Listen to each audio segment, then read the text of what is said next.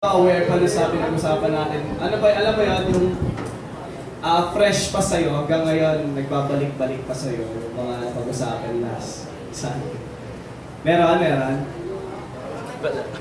Yung mga joke. Patay tayo dyan.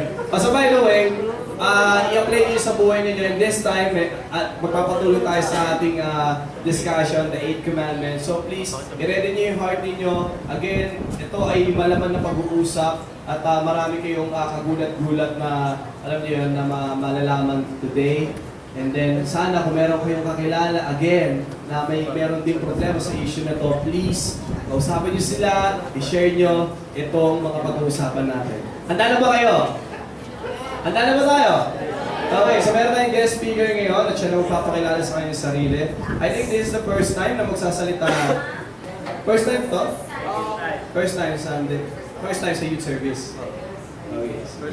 So let's all welcome Ate Angel.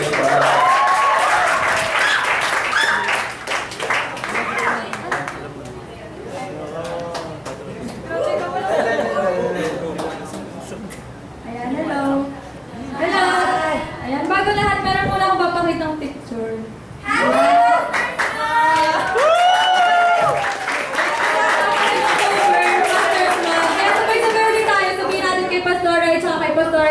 Happy Pastors Month! 1, 2, 3! Happy Pastors Month! Tapos na. Ano?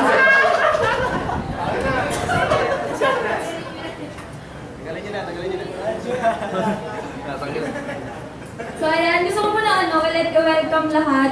Lalo na yung mga first timers ulit. Sino yung first timers? First time si Anna sa Ate Jasmine. Ayan, first time ko din. I feel you. Ayan. So sabi nga kanina, we are in the series, not English. We are in the series of 10 Commandments. And etong commandment na daw, pang 8 na. Sino dito yung simula first hanggang 8, nandito na siya. Ay, andito na siya. Andito siya. Ayan, palakpakan niyo yung sarili niyo kasi malapit na kayo matapos. Ayan, so bagang lahat, gusto ko muna ipakilala yung sarili ko. Ako po si Angel. Angel Umayo po, nag-aaral po ko sa school. Sa Lasal. Ayan, sa De La Salle University, Das Marinas. Sa may gate 3 po ako lagi pumapasok. Tapos nag-aaral po ko ng Bachelor of Science in Business Administration, major in Management Accounting. How about? Yeah. So, ayun na.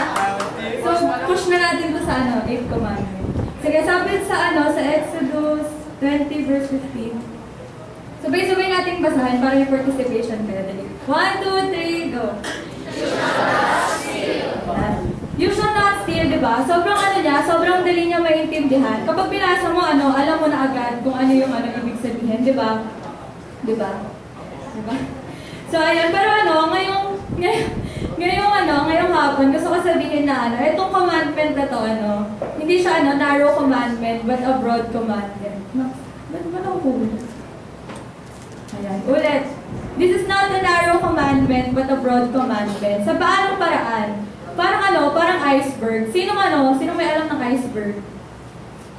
Onti lang. Ayan yung sa Titanic, kung bakit siya lumubog.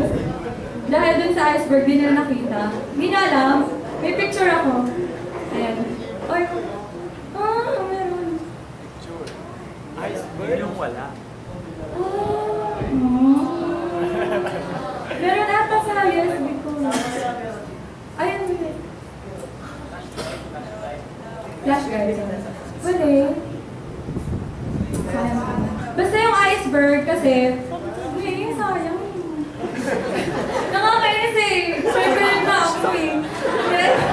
Kasi yung iceberg kasi, pag nakikita mo siya sa harapan, kunyari nasa barko ka. Kasi yung iceberg sa sa dagat, sa ocean.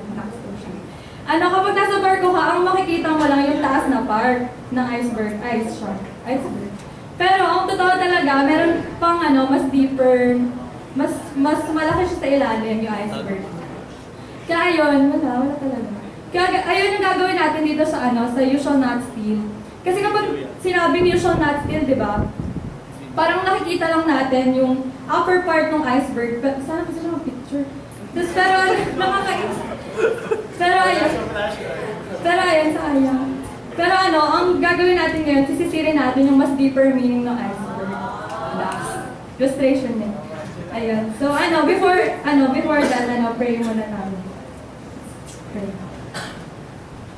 Yes, Lord God, Panginoon, maraming salamat po, Lord, sa hapong ito. Thank you, Lord, for the lives of these youths, Panginoon, Lord God. Lord, sinabi mo, Lord God, 2 or 3 gather in your name, Lord, nandoon ka. Kaya, Lord, we acknowledge, Panginoon, your presence here in this place. Panginoon, move in every heart, Panginoon, of these youths, Panginoon, Lord God, and meet their needs, Panginoon. Salamat po, Lord God, and let your word, Panginoon, be a light, Panginoon, and manifest, Lord, sa buhay ng bawat isang nandito, Panginoon. Gamitin mo lamang ako, Lord God, as your empty vessel, Panginoon. Salamat po, just entrust everything into your hands. So, ang aming prayer in Jesus' name. Amen. Yay! Okay lang masaya. Ay, baga ang lahat, gusto ko muna magpakita ng mga famous thieves. Sabi niyo nga thieves. Magnanakaw. Pinabongga lang. Ayan, famous thieves daw ng kilala natin. Famous nga eh. Una siya. Kilala niyo ba siya? Si nanay ko yan eh. Joke. Ito kung anong nanay ko. Pero ayan, si Napoles. Medyo ay, wala. Ay, si Bella. Ayan, medyo popular siya. Lalo na nung 2013, tama ba? 2013. Next is siya. Si Lupin. Hindi ko siya talaga kilala eh. Si Ate Pat nung nagsabi sa akin. Kilala niyo si Lupin? Sino siya? Ha? Sino? Hindi, sabi daw, siya daw yung magnanakaw. Nagnanakaw siya para sa ano yun? Para sa may hirap. Ayun yung mga ayun yung mga types ng ayun yung mga pictures ng magnanakaw. Nakakita na ba kayo ng magnanakaw? Tingin kayo sa niyo, katabi niyo. Tapos tanongin niyo siya kung nakakita na. Nakuha kayo kay Pastor. Nakita na kayo.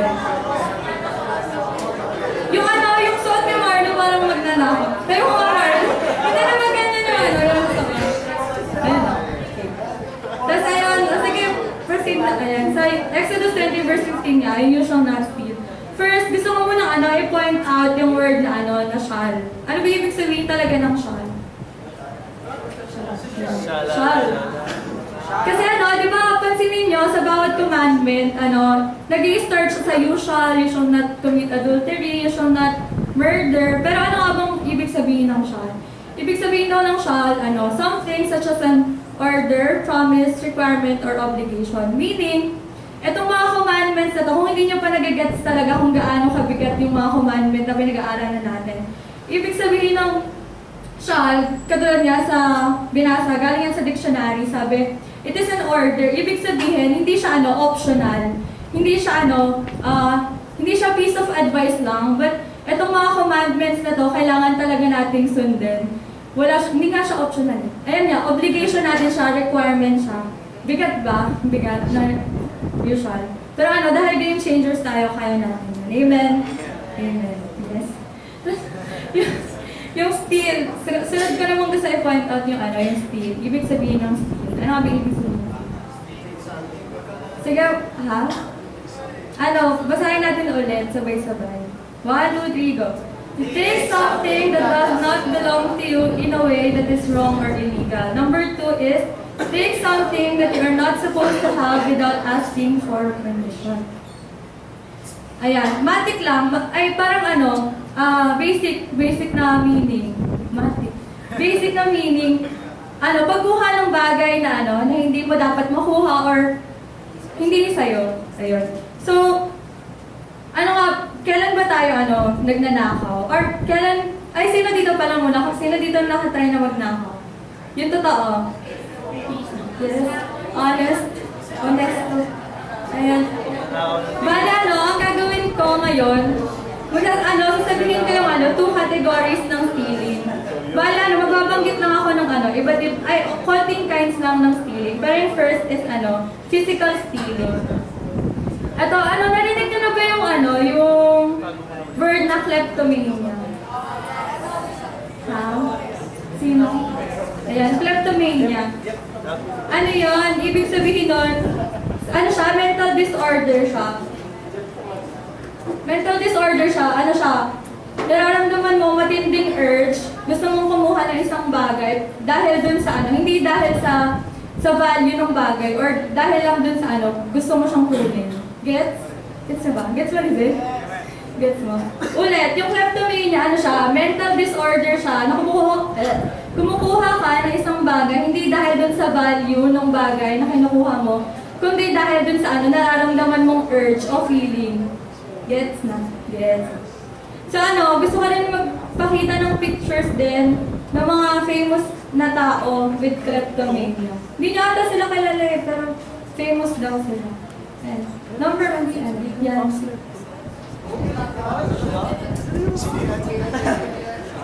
ano? Transformers. Kilala niyo siya? Oo, si Megan Fox. Ayon sa aking research, ano siya, kumuha siya ng $7 na lip gloss sa Walmart. Yung ano, Walmart, ano siya, parang sikat siya na grocery store. Parang supermarket, parang gano'n. Sa ano, sa US. At dahil doon, ano siya, naban na siya forever sa Walmart. Grabe, $7 na. Joke. Next is Britney Spears. Kilala niyo ba siya? Kilala niyo siya? Si Britney Spears? Ayan, kumuha naman siya ng ano, ng lighter sa gas station tsaka wig. Hindi ko alam kung saan niya gagamitin yung wig, pero kumuha siya ng wig. Tapos ayan yung ano, first, ayan, dagdag info lang yung kleptomania. Ayun yung ano, yung types, isang type ng ano, physical stealing. Next is ano, yung paggamit ng pera na binibigay ng ano, ng parents natin for other things. Example, yung binigay ba sa atin na pera ng mga, ano natin, ng mga magulang natin, anong sinasabi nila pag binigay nila sa atin yun? Wala ka na dyan. Para saan yun, yung mga pera? Pangkain. Para sa? Lope, para saan? Pangkain. Pagkain mo. Pangkain. Saan pa? Di ba para sa mga pamasahe natin? Kasi malayo yung pinupuntahan natin. Sabi, pangkain. Pero tayo, bilang mga estudyante, sino ba yung mga estudyante ulit dito? Ayan, saan natin, ang dami. Saan natin siya ano, ginagamit? Pangkain. Saan? Pagka, Ay, talaga. Ako ano eh, ang hirap talaga mag-aaral na ito kasi ano, guilty ako sa lahat ng sasabihin mo do. Pero ayun nga, pero ano, ayun, yung paggamit ng pera na binibigay sa atin ng parents. Ako kasi ano eh, minsan ginagamit ko siya sa ano, sa pang-load, sa mga pang-computer. Ayan, ako lang ba yung ganun? Oo, ako lang ah. Grabe sige na nga. Sige. Tapos yung next is ano, form din ng stealing pala yung ano, yung pangungupit. Gano'n na lang. Ano, yung pangungupit, ano, example, sasabihin natin, ano, meron tayong ano, project. Kunyari, ano, yung project natin, yung ambagan, 50 pesos lang. Pero pag nangingi tayo sa ano natin, sa magulang, magkano na? 100. Yung mga gawain talaga, ay, hindi, totoo. Ano din siya, form din siya ng stealing, sabi. Tapos next is yung ano, yung cheating. Cheating. Oh, grabe. Paano siya naging ano, form ng stealing sa ano niyo, sa palagay niyo? Ha? Sagot na may sagot. Tama, kasi ano eh, kasi yung pag-cheat, kasi hindi mo naman dapat makuha yung ano eh, yung mga sagot ng mga kasama mo, ay yung mga classmate mo, pero dahil nag-cheat ka nga, nakukuha mo siya. Pero ano, pag tinanong niyo ako, paano kapag nagpaalam ka naman sa ano, sa kinopyahan mo, ano naman yun? Sabi sa akin ni Pastor, ay tinanong niya din sa akin yung kagabi kung stealing pa rin daw yun. Sabi ko sabi niya ano daw, ibang kaso naman daw yun. Ano na yun? Katamaran. Katamaran na siya. So, ayun. Sabi ni Ate Pawin, naalala ko, yung cheating, lying, tsaka stealing, ano lang siya, equal. Sabi niya sa sa Leviticus 19 verse 11. Sabi doon, do not steal, do not lie, do not deceive one another. So, every time we cheat, every time we lie, ibig sabihin, nagnanakaw pala tayo. share ko lang nga, yung lying, paano siya nagiging stealing? Kunyari, sa panchismis, gano'n. Hindi mo naman dapat, kinukuha mo yung dignidad nung tao kapag nanchismis ka. Kaya yun yung form ng stealing. Nagagets niyo ba? Baka ako lang nagagets sa inyo. Gets niyo ba? Ayun. So, ayun yung mga physical stealing. So, sabi, when we steal from people, we also steal from God. So, paano paraan? Sabi niya sa Psalm 24 verse 1. Sabi doon, the earth is the Lord's and everything in it, the world and all who live in it. Ibig sabihin, sa lahat ng, tingin kayo sa paligid niyo. Diba? Slow motion pa yung iba. Ayan, lahat ng nakikita niyo, siya, sa Lord siya. Ibig sabihin, yung mga katabi mo, property yan ng Lord. So, when we steal from other people, we also steal from God. Lang siya, indirectly lang. Indirectly lang tayo nag-steal kay God kasi nga, nag-i-steal ka sa kapwa mo. Pero indirectly, we are stealing from God. Ayun nga, kasi sabi nga sa Psalm 24 verse 1, the earth is the Lord's and everything in it. So, ayun. So, ayun yung sa physical stealing. Next category naman is yung yung sa spiritual stealing. Spiritual stealing naman. So, how do I rob God? Sabi mo. Paano ko ba nananakawan ng Panginoon? So, meron akong 3 T na gustong i-share. Pero yung unang T, secret muna. Para may thrill. Ayan, si Pastor Rene yung bahala doon. So, next na dun sa sa second T na. Ha? Wala, no? Time. Ayan. Second T. Ayan. First T, second T. Ayan. First is the time. Yeah. Hindi okay lang din. Uy, grabe. So, sa tingin niyo, paano tayo nagnanakaw sa Panginoon sa natin, sa oras natin? Wala. Sige, ako na sasabihin ko na. Ayan, kasi di ba sabi, ang command ng Lord, ang command sa atin bawat isa sa atin ng Lord, sabi niya 10% daw ng kung ano yung meron sa atin. Ano bang meron sa atin? Pera, time, di ba? Meron tayong time. So, we rob God through time kapag, di ba? Sa isang araw, ilang oras? 24 hours. So, bilang estudyante, kung halos lahat naman dito pumapasok, ilang oras tayo nasa school? 7, 8. Ako pa nga nung high school ako, 10 hours. Simula 7 o'clock ng umaga hanggang 5 o'clock. So, ang madalas talaga, ang oras ko is, nagbilang. Ang oras ko talaga nasa school. Pero yung oras natin, kasi syempre mag-ano pa tayo, mag-Facebook pa tayo, matutulog pa tayo, mag-Twitter pa tayo, mag-Instagram pa tayo, mag-aaral pa tayo. Mag-aaral. Ayan, gagawa pa tayo ng homework.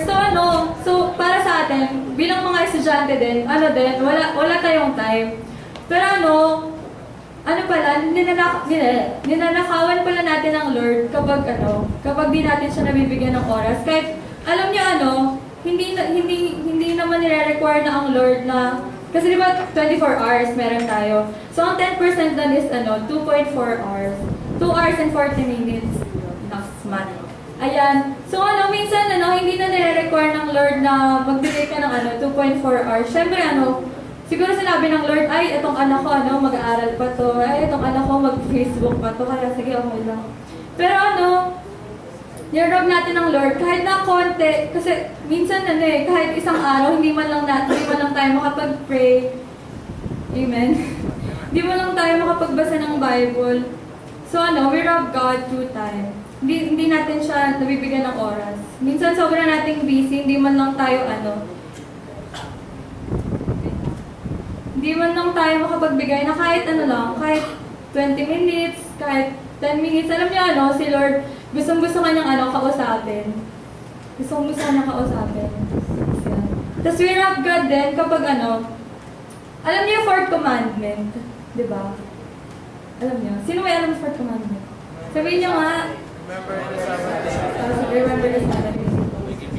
Kapag hindi natin sinusunod yung yung fourth commandment, we rob God din. Kasi syempre, ang sinabi ng Lord, sige, sa'yo na yung sa'yo na yung 6 days.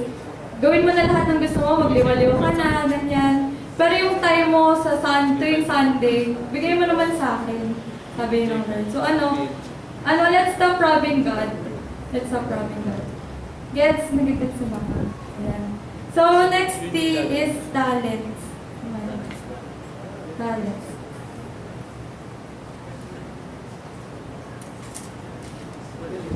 So, paano ba natin nananakawan ng Lord sa talents natin? Sabi dito, kapag hindi natin ginagamit yung mga talents na meron tayo para kay Lord. Alam niyo yung talents natin bawat isa hindi siya nandiyan lang para sa wala lang or walang kwenta.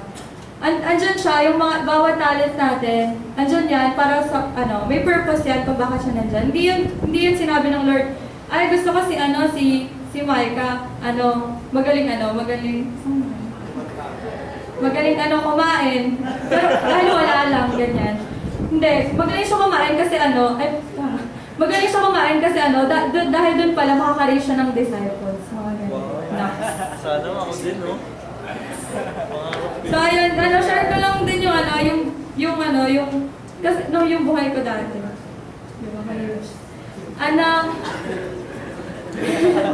Hindi, kasi guilty din talaga ako dito sa talents. Kasi, nung 4th year ako, 4th year ba? 4th year at 3rd year? 4th year na. Basta nung 4th year ako, parang napansin ako ni Kuya Eugene.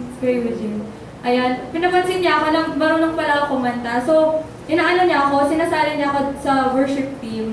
Pero ako as a estudyante, sabi ko ayoko kasi ang dami kong gagawin, busy ko. Busy ko.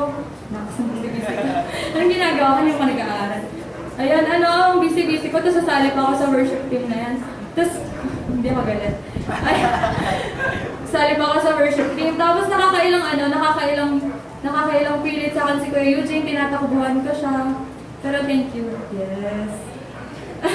Ayan. Nakakailang takbo ko dyan kay Kuya Eugene. Tapos kay Kuya Jeff din, nakakailang miss calls.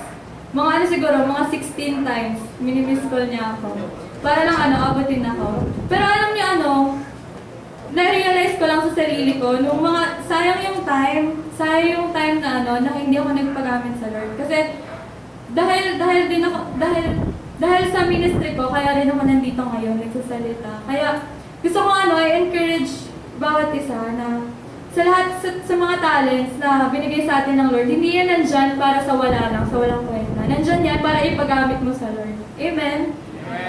Amen. Kaya ina-encourage ko bawat isa na sumali ng ministry. Ayan, sa Pros ko and si Ate Nats, lapit lang kayo. Kung nako-convict na kayo ngayon. Ngayon na, lapit na kayo doon. Ayan, nandyan si Ate Nats. Ayan.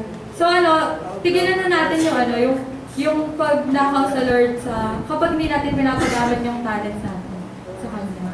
So, ayun. Ito para lang sa leaders, sa mga Christian leaders. Sabi ni ay nire-rob natin ng Lord kapag kinukuha natin yung glory na dapat sa Kanya. Sa lahat ng leaders, nagagats niya ba? Ayan. Sabi ni Kate Green, sabi niya, kapag ang isang author, sumulat siya ng libro, tapos kunyari, ikaw yung reader, nagandahan ka dun sa libro na binasa mo, ang ipipraise mo, yung author o yung pen, o yung ballpen na ginamit niya? Yung pen, joke. Ipipraise mo? Di ba yung author yung ipipraise mo? Hindi yung ballpen. So, ganun din sa atin. Lahat tayong nagpapagamit na sa Panginoon, lang tayo? Instrument lang tayo. Tayo lang yung ballpen. Tapos si Lord yung author. Kaya dapat yung mga success na nasa atin, success natin kapag nagpapagamit tayo, dapat hindi natin yung linaako. Dapat binibigay natin yung kay Lord. Amen, Kuya Mark. Amen. Amen. So, ayan. So, ano ba yung effect ng ano ba yung effect ng pag-i-steal? Doon ako didiretso. Ayan, sabi, ang epekto ng pagnanakaw is number one is losing friends and family. Sabi dito, how do they know they can trust you if you steal? Relationships are built on a foundation of trust and honesty. So, tama nga, paano magtitiwala sa yung mga kaibigan mo o yung pamilya mo kung nagnanakaw tayo sa kanila? Gets ba? So, ayun, unang nasisira na relationship natin kapag nagnanakaw tayo o kapag kinocommit natin tong 8th commandment is naglulose tayo ng family natin at friends. Yung family, syempre, hindi mo siya, hindi literal na, mawawala yan sa'yo kasi lagi silang nandyan, syempre, kahit anong mangyari, tanggap ka yan. Pero wag naman natin, sirain yung tiwala na meron sila sa atin. Dahil lang, gusto natin magnakaw. Ulit ko sasabihin ito, relationships are built on a foundation of trust and honesty. Number 2, kung ano yung nasisira na relationship is yung relationship natin kay God. Sabi dito, what happens when we take from God what is His? We destroy that relationship we have with Him by telling Him through our actions that He cannot trust us. So paano, dito sa Philippines, merong dibang law about sa stealing. Kapag nagnakaw tayo, ano mangyayari sa atin? Sa mga 18 and above, kasi 17, DSWD. Kapag 18 and above, anong mangyayari kapag nahuli tayo magnakaw? Di ba, makukulong, tapos may criminal record. Pero alam nyo ba sa ibang bansa, sa ilang mga bansa, you will lose, a body part. Puputulan ka nilang dali. Tama ba, Pastor? Yung sa Singapore.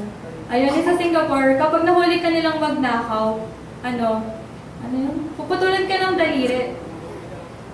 Pero dahil dito sa Philippines, medyo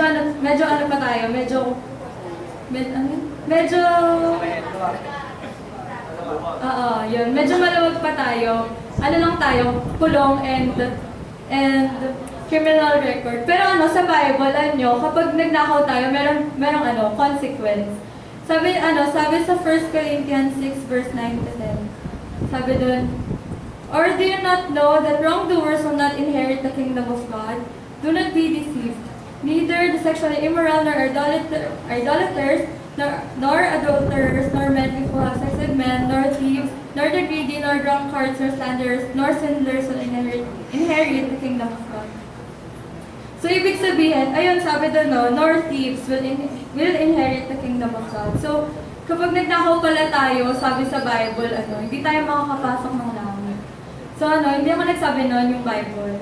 Pero dahil ang Lord ay good, mabuti siya, ayaw niya na tayo, pumunta tayo, hindi tayo makapasok ng langit. Kaya meron akong solution. Ayan. Solution kung paano tayo ma-deliver sa stealing. Number 1 is know your heart. Kung ano kasi yung nasa puso mo, ayun yung nagmamatter. What's in your heart matters, sabi dito. If you constantly desire things you don't have and start to think about just taking them, it can lead to actions of stealing. Kapag yung patuloy na dinidesire mo is yung about sa earthly things, not the heavenly things, mas prone tayo sa stealing. Sabi nga sa 1 John 2 verse 15 to 17. Sabi dun do not love the world or anything in the world. If anyone loves the world, the love of the Father is not in him. Yeah. For everything in the world, the cravings of sinful man, the lust of his eyes, and the boasting of what he has and does, comes not from the Father, but from the world. The world and its desires pass away, but the man who does the will of God lives forever.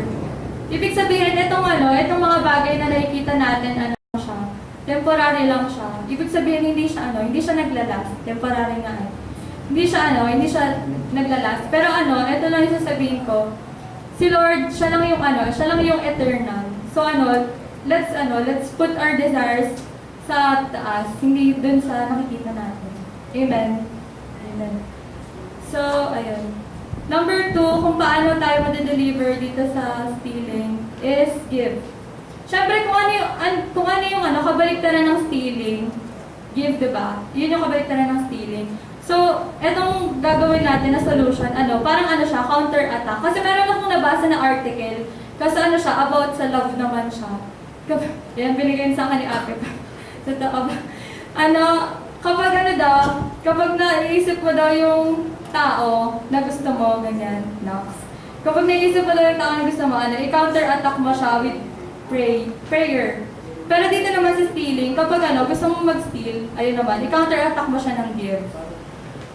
Sabi sa Matthew 6, verse 19 to 21, sabi doon, do not store up for yourselves treasures on earth where moth and rust destroy and where thieves break in and steal. But store up for yourselves treasures in heaven where moth and rust do not destroy and where thieves do not break in and steal. For where your treasure is, there your heart will be also. So let's start investing sa natin, sa eternal future natin. Huwag dun sa sa earthly retirement. Sabi ko nga kanina, itong mga bagay sa paligid natin, nagpa-pass na. It will pass away. Pero si Lord will never pass away. Eternal kasi siya. So, ayun. So, number 1 is, yung solution is, know your heart. Number 2 is, give. And number 3 is to trust God. Trust God. Magtiwala lang tayo sa Panginoon. Gusto ko, ipanood sa inyo, yung marshmallow test. Ayan,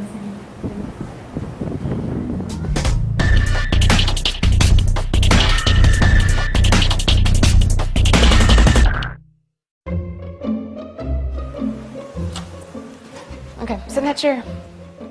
All right, here's the deal. Marshmallow for you. You can either wait, and I'll give you another one if you wait, or you can eat it now. When I come back, I'll give you another one, so then you'll have two. But stay in here and stay in the chair till I come back, okay? All right.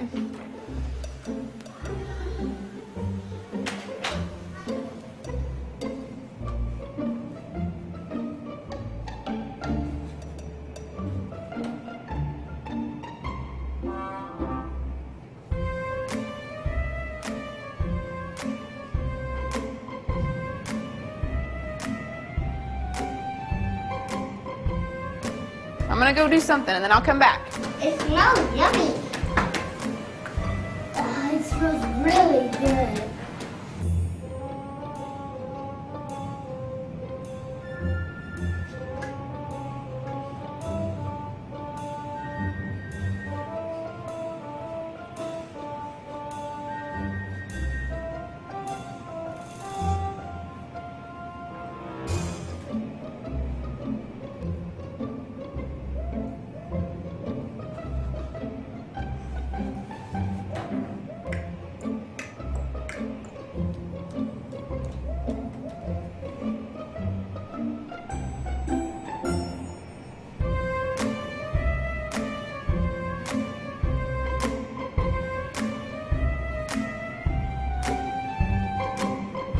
So it's up to you. You can have it now or you can wait. Okay?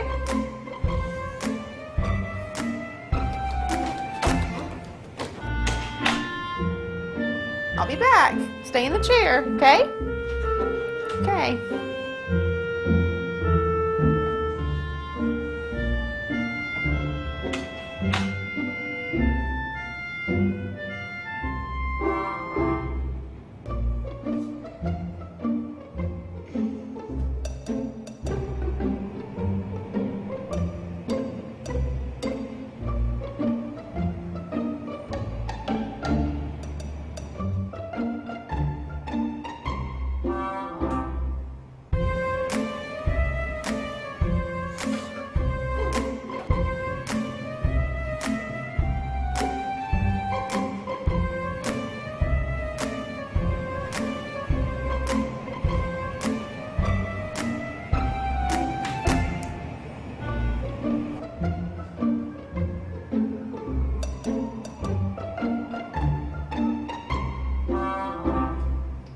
All right, so I'm gonna leave and then I'll come back, okay? So you can either eat it right now or you can wait. Either way, okay? Okay.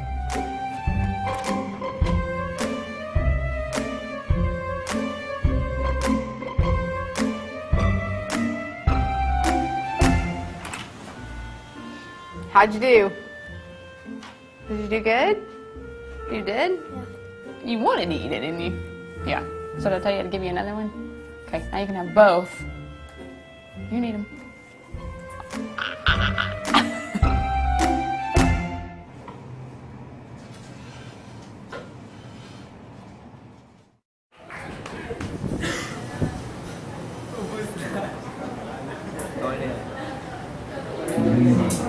Yay! Cute na.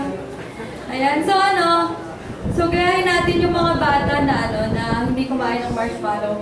Parang ganito lang yan eh. Yung marshmallow, yun yung natin, yung talents natin, tsaka yung type natin. Tapos yung isang tea na mamaya. Yung kahit na sobrang gusto natin angkinin yung marshmallow natin. Pero dahil sinabi nung teacher na meron siyang mas better or meron siyang isa pang marshmallow, nagtatrust tayo sa kanya. Amen. Nag-gets niyo ba kung bakit pinalabas ko yung video? Amen? Amen. Yay. So dito na ako magtatapos. So ayun. So dito lang magtatapos. Bale, ito kasi itong buhay natin. Hindi rin to sa atin. Kay Lord siya. Sabi nga na iba hiram lang natin to sa Lord. Sabi. Tapos marami akong nakakausap na sana dati ko pang nakalala si Lord kasi sayang yung mga oras na ginugol ko dito sa, Ayan, ginugol ko dito sa mundo. Kasi parang sayang dapat dati pa nakalala ko na siya kasi mas magiging okay.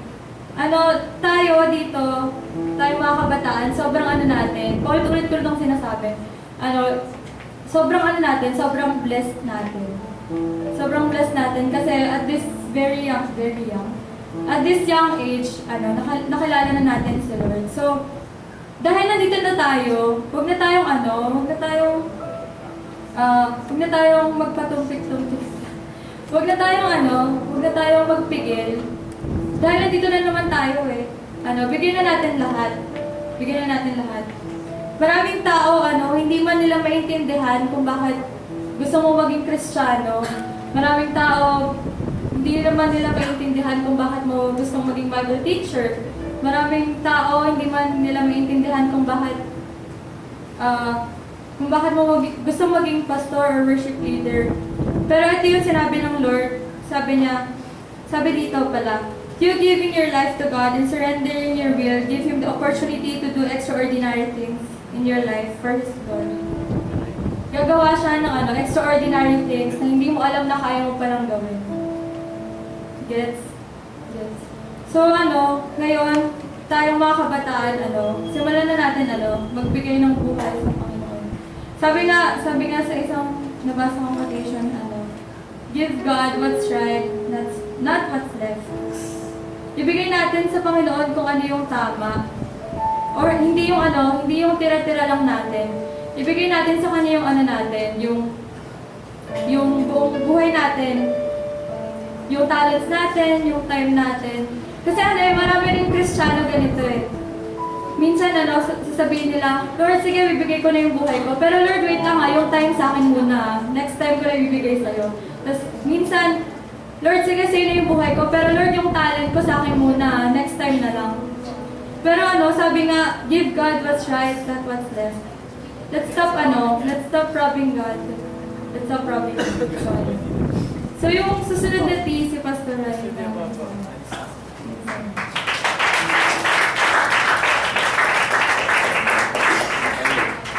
Thank you. Mamaya ko na sasabihin yung tea na isa. Alam naman natin na masama magnakaw, tama? Siguro kapag kayo yung nagnanakaw, parang masaya kasi may nakuha kayo. Pero pag kayo yung nanakawan, masaya ba? Yeah. So, that's the point. Kasi alam nyo ba yung sinasabi ni Ate Angel nyo na about yung sa stealing about pagkukuha ng time. Alam nyo ba na pagiging late ay pag-steal din? Why? You are stealing the time of nung mga kasama mo, na nag-usap kayo ng ganun time, dumating sila ng ganun time. So you are late. So nag-late ka, kinuha mo yung oras nila. Nakuha niya ako doon? So without your knowing, nag-steal tayo ng time. Halimbawa sa mga nagtatrabaho, ipapunch mo yung time mo ng ganung oras. Pero ang totoo, hindi ganun yung oras na pinasok mo. Tapos maaga ako uuwi. Di ba? May mga ganun. Sa mga estudyante, alam mo kung ano oras pasok mo, pero gigising ka, halimbawa alas 8 pasok mo. Gigising ka, 7:30. Siyempre, paggising mo, hindi ka naman agad ganado kumilos, di ba? So magbibihis ka pa, kakain ka, minsan ka tinatamad ka pang maligo, minsan ka hindi ka na naliligo eh. Papasok ka. Darating ka ng late. Ang problema pa doon, maaga ka umuwi. So stealing ng time yon. So maging aware kayo dito kasi yung pagnanakaw kasi, iba-iba yung form niya and somehow or sometimes hindi mo alam nagnanakaw ka na. Halimbawa sa talent naman, tama yung sinabi ni Ate Angel, paggamit mo sa Lord yung talent na yan, kaya ka tayo may church and may ministry sa church, para ipagamit mo yung talent mo. Kasi, tingin kayo dito, kung hindi mo pinapagamit kay Lord yan, kanino mo pinapagamit yan? Dalawa lang naman sila, di ba? So kung hindi mo kay God pinapagamit yan, kanino mo siya pinapagamit? At alam niyo ba na si Satan, siya yung master of all thieves. Siya yung pinakapinuno ng lahat ng magnanakaw. Di ba nga sabi niya sa John 10:10, ano sabi niya doon? The thief comes only to steal, to kill, and to destroy. Sino yung tinutukoy na stealer doon? Si Satan. So the moment, every time you steal, ibig sabihin sinasang-ayunan mo si Satan sa kanyang ginagawa. So, importante na maintindihan itong magnanakaw. Kahit halimbawa, gagamit ka ng ballpen, hindi naman sa'yo. Okay? Okay lang.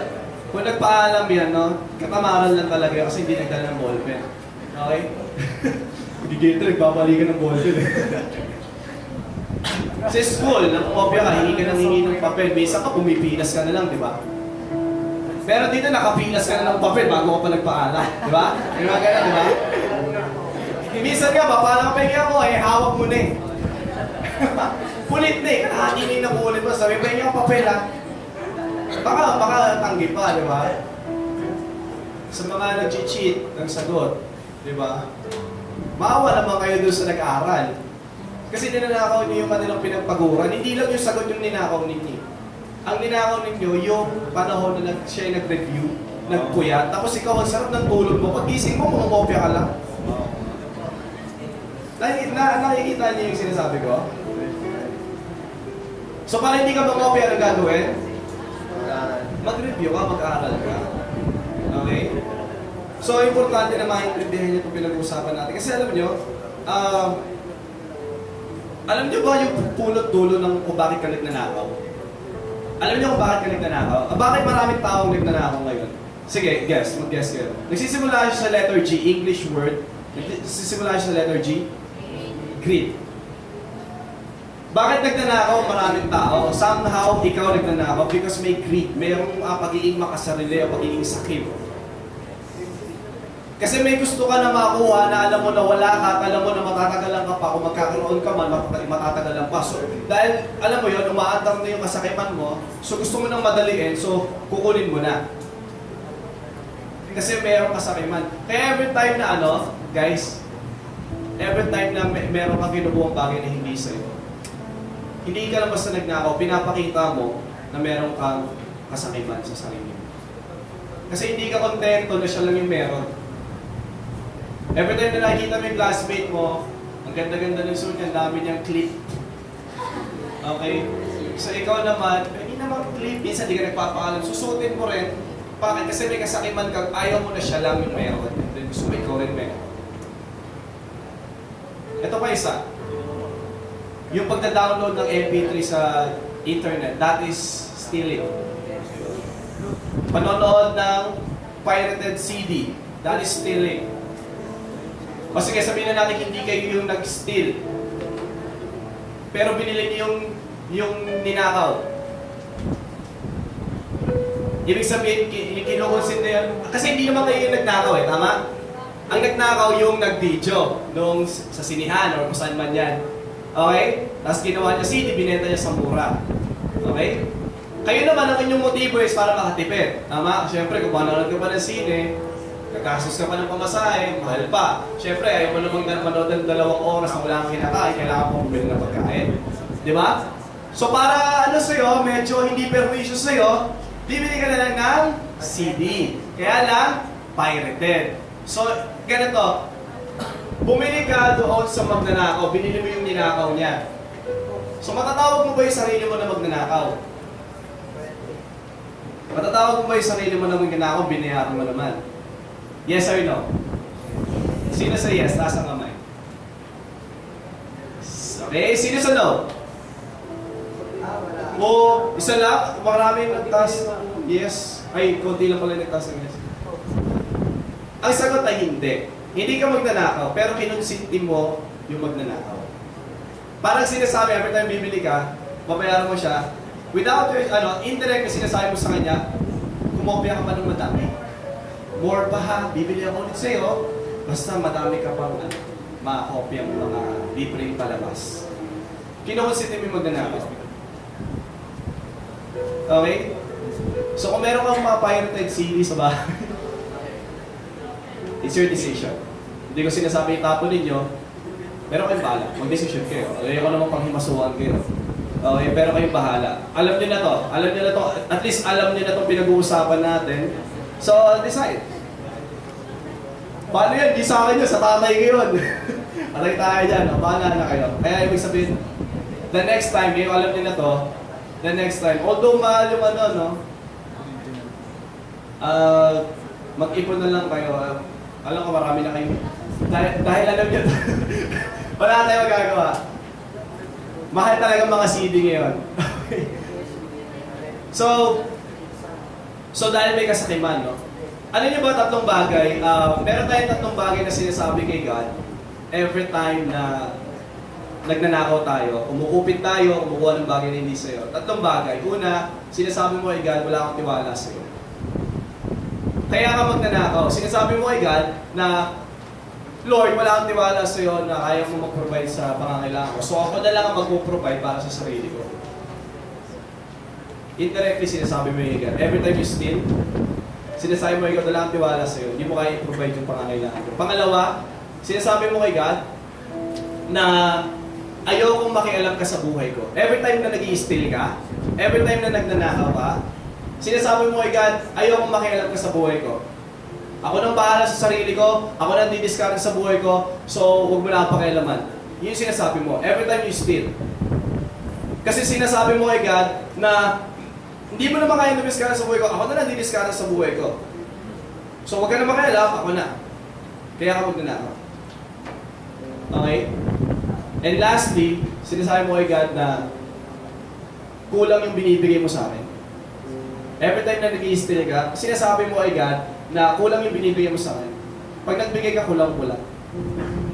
Kaya mag-i-steal ako, kaya ako magnanakaw kasi kulang yung binigay mo sa akin.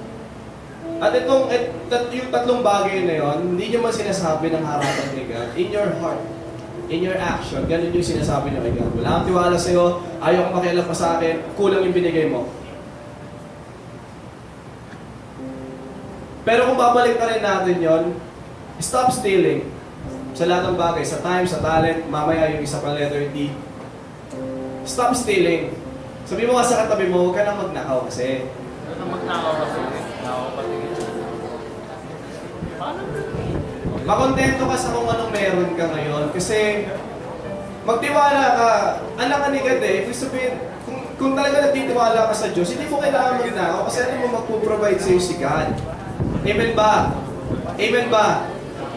At pag nagbigay sa'yo si God, nasa oras yon.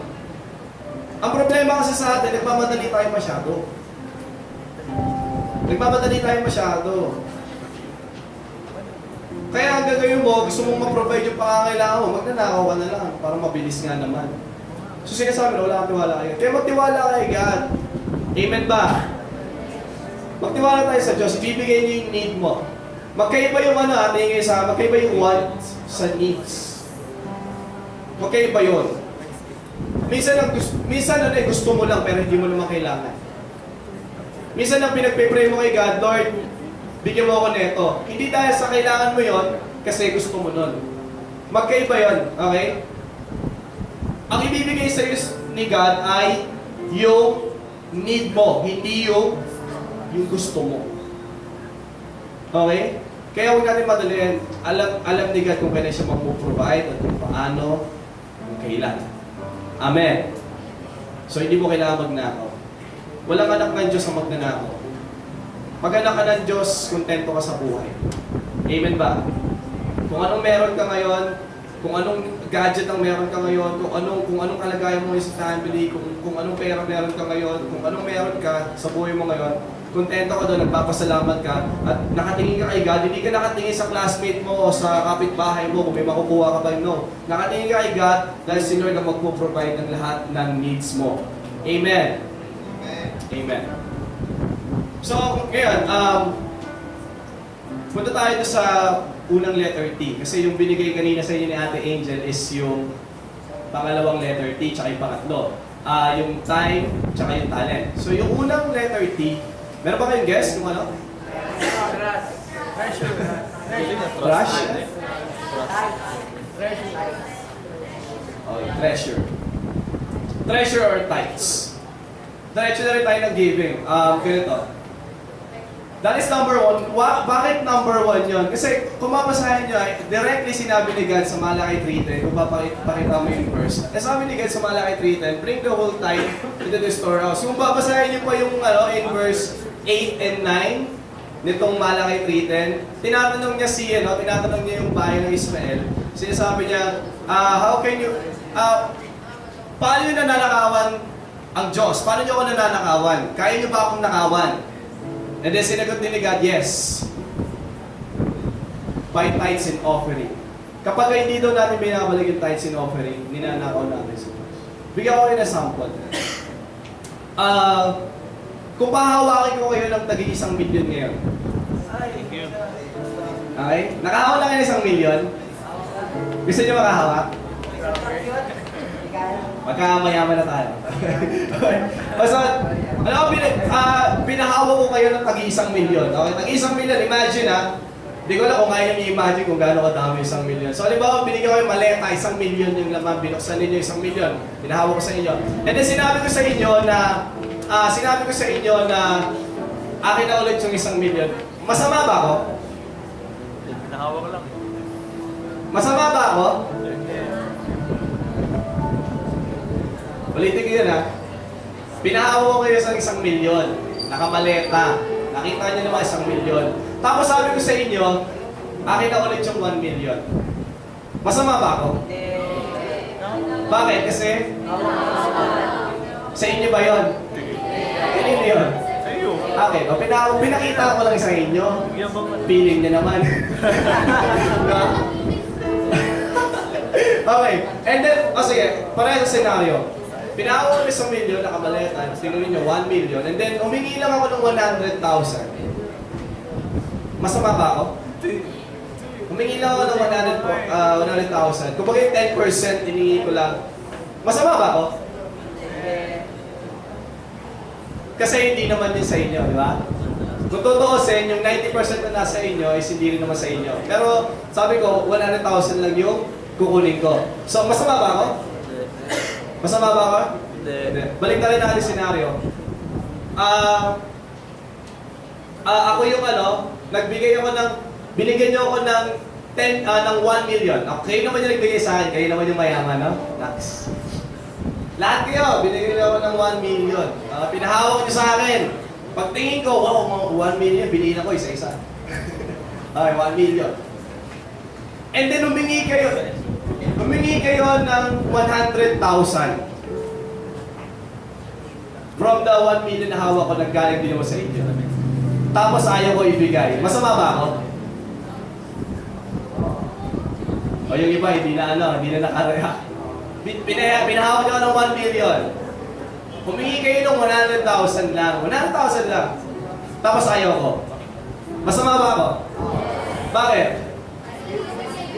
Kasi pinahawak lang naman sa akin di ba? Tapos ayaw ko ibigay. Feeler, no? Feeler lang ako. Tapos galit pa ako. Tapos sinasabi ko, paano ba naman kayo? Pinahawa niyo sa akin, tapos babawiin yung 100 na lumino. Alam niyo sa pagta-tithes and offering, ganun din. Every time na parang naghihimagsik yung puso mo pag magbibigay ka ng 10%. Oh, may ganun talaga. Pagka nagdadabog pa, ito nga, yung iba nga, kulang pa, 9% nga lang, yung iba nga, 5% lang, 3%, minsan nga, 0.1% lang yung binibigyan. Galit na galit pa, hirap na hirap. Ang tanong, sa inyo ba yun? Masama ba kayo? Yes or no? Pero minsan, kapag hinihingi 10%, ang pinapalagay natin masama si God. Sama mo naman God, nagbigay ka, tapos mabuhay mo 10%. Wow ha? Sa iyo ba yun? Sa iyo ba yun? Eh, ang sabi nga sa Psalms 24 verse 1, yung sinabi kanina ni Angel, ang lahat ng bagay dito sa mundo, may buhay man o wala, living thing or non-living thing, lahat yan kay God. So lahat ng bagay na nasa iyo, kanino? Kay God. Ibig sabihin, 100% ng bagay na nasa iyo, kanino yun?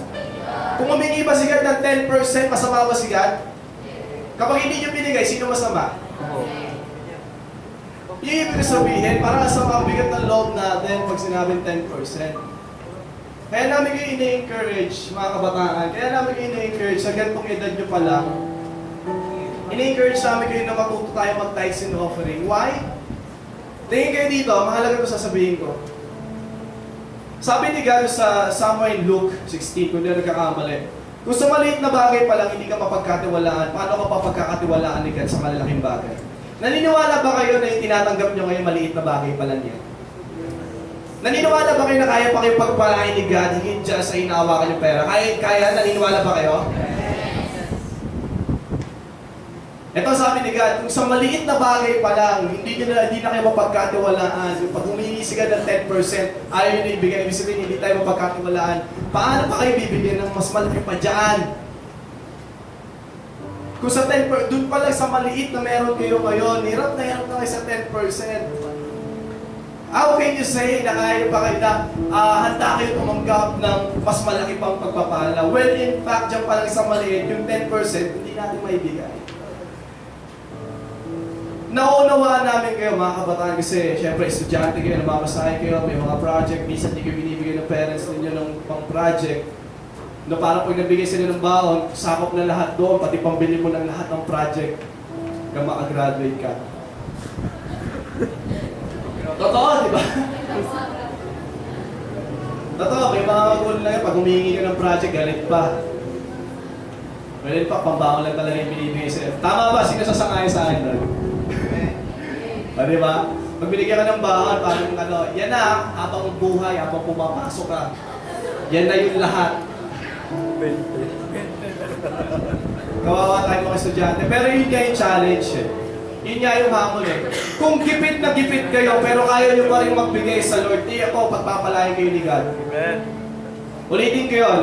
Kung gipit na gipit kayo, sinasabi nyo na, ang konti nga lang ng baon ko, konti nga lang ng tinatanggap ko, bibigay pa ako. Pero kapag kinaya mo pa rin, at sinabi mo kay Lord, Lord, ibibigay yung 10% kahit gipit ako. Pag nakita ni Lord yun, di ako pagpapalain ka ni God. Amen. Kasi sa maliit pa lang tapat ka. Ibig sabihin, sa maliit pa lang mapagkakatiwalaan ka. Ibig sabihin, kaya ka rin pagkatiwalaan ni God sa malalaking bagay. Amen. Kaya kung sinasabi mo, maliit yung bawat ko, that is the right time to give. Dahil kung malaki yan, hirap na hirap ka sa maliit pa nga lang, hirap na hirap ka na. Paano ka mahihingin ka ng malaki? Doon sa maliit na meron ka, ay hindi ka na mapagkatiwalaan ni God. Amen. Kaya yun yung challenge sa inyo. Bakit namin tinuturin? Tithes and offering, kala nyo, sadista kami. Kala nyo, siguro, ang palagay nyo, ano ba naman yan? Bakit may tithes and offering? Bakit may offering na ganyan? Kahit saan naman kayo pumuntang church, may offering. Di ba? Ay saan kayo pumunta, may offering. Bakit? Kasi itong building natin, hindi ito libre. Nagbabayad po tayo ng kuryente. May mga workers din tayo na pinapakain. Kasi kapag walang workers dito, Siguro daming agaw nito. Tapos wala rin nagpa-Bible study, walang pumupunta sa inyo kasi walang mga pamasahe. Siguro ang papayat ng mga papayat ng mga tumatayo din sa harapan. Walang mga lakas, lalamya-lamya, walang nagpe-pray sa inyo. Bakit? Wala namang pondo eh. So yung tithes and offering, parang yan sa physical na pangangailangan ng church, nandun yung building na to. Nag-aircon tayo, presko kayo, di ba? Presko ba? Nararamdaman niyo yung lamig? Yung iba katulog na eh, sobrang presko. Kaya, ganyan namin kayo kamahal. Yung mga tithes and offering ninyo, sa inyo rin pumupunta yun. Amen. Sa inyo rin pumupunta yun. Yung pinangatid sa inyo, pinagkagas natin yung mga pinagta-tithes and offering ninyo. Kaya ganito, tingin kayo sa akin, last na lang. Hindi usapan dito yung pera. Ang usapan dito yung katapatan ninyo tsaka yung obedience ninyo kay God. Ang sabi ni God, sumala kay treated, ibigay ninyo yung ikapu ninyo, tithes and offering. Pansinin nyo, walang binanggit na amount. Walang binanggit na amount. Kasi ang gusto ni God, kayo magkwenta ng 10% ninyo. Okay? Every day, pag nakatanggap ka ng baon, ano ba 10% nito? Itira mo na. Tatakbo yan ng ilang araw. Kung 5 days ka pumapasok, 10% ng 10% ka, bawat bigay sa'yo. Pagdating mo ng linggo, dala-dala mo yung yung 10% mo. Naunawaan niyo ba yung sinasabi ko? O gusto niyo na po eh? Magsasayaw pa tayo. Naunawaan niyo ba ako? Naunawaan niyo ako dito? Naunawaan niyo dito? Kaya sanayin niyo na nagbibigay tayo ng 10% sa ating Panginoon. Yun yung tithes and offering. Okay? Pag sinabing tithes, ibig sabihin 10 or 10%. Yung offering, guys, isa pa, para maliwanagan kayo. Ano ba yung tithes? Ano ba yung offering? Magkaiba ba yun? Pag nag-tithes ba ako o nag-offering na rin ba ako? Hindi. Pag ikaw nag-tithes, hindi ka pa nag-offering. Pag nag-offering ka, hindi ka pa nagta-tithes. Naunawaan niyo ako? Pag sinabing tithes, yun yung 10% mo. That is the 10%. So, ilang percent na lang ang meron ka? Kapag pag nakuha na yung 10%? 90. So, yung offering dun pupunta. Kung magkano yun na lang yan yung voluntarily. Doon ka pala nagbibigay. Kasi yung 10%, binalik mo lang yung hindi sa'yo. Okay? Kung nanghiram ako sa inyo ng gamit tapos binawi ko, may kinuha ba ako sa inyo? Wala. Ganon din kay God. Yung 10% binigay niya sa pinahiram lang yon. So kung binababawiin niya, wala ka pang binibigay. Yung offering, doon ka palang magbibigay mula doon sa 90% mo. That is voluntarily. Okay? Naunawaan niyo ako? So hindi ito usapang pera. Usapan ito ng katapatan ninyo, ng obedience ninyo.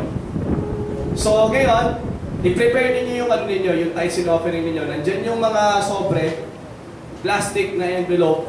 Diyan sa upuan ninyo, meron din yung papel sa loob. Kung gusto nyo magsulat ng prayer request, pinag-pray namin yan. Every powerhouse.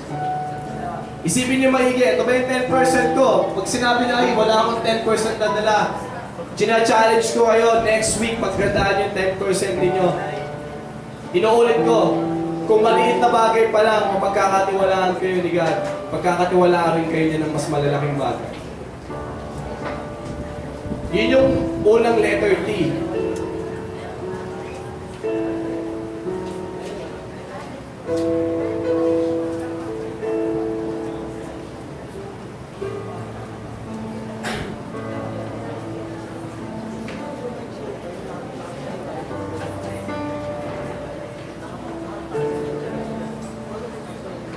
Handa na ba kayo? Handa na ba kayo na magbigay ngayon sa Panginoon?